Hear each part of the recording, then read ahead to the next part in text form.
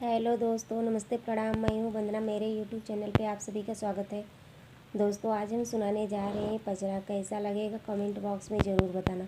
और दोस्तों, मेरे चैनल को लाइक, सब्सक्राइब और शेयर करना ताकि मेरा चैनल आगे बढ़ सके। मैं जो भी नया गीत लेके आऊँ आप सबके बीच में, आप लोग उसको सुन सकें। कावन तिरिया सोवै मैया, कावन तिरिया जागई हो, कावन तिरिया ना माई के चाउरी डोलावई हो, कावन तिरिया ना। कावन तिरिया सोवै मैया, कावन तिरिया जागई हो, कावन तिरिया ना माई के आसना लगावई हो, कावन तिरिया ना।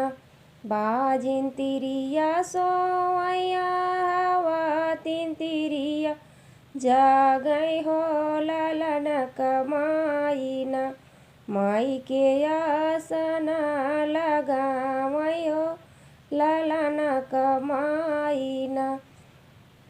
कावन तिरिया सोवै मैया, कावन तिरिया जागई हो, कावन तिरिया ना माई के चाउरी डोलावई हो, कावन तिरिया ना माई के चाउरी डोलावई हो, कावन तिरिया ना।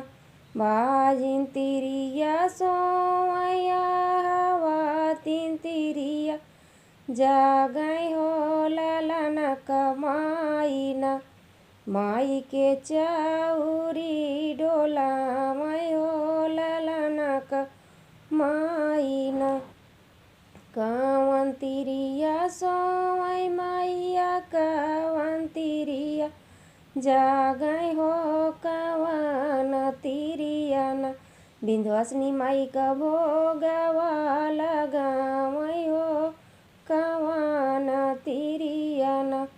बाजिन तिरिया सोवैया, हवा तीन तिरिया जागई हो, लालन कमाई ना। विंध्यवासिनी माई के भोगवा लगावई हो, लालन कमाई ना।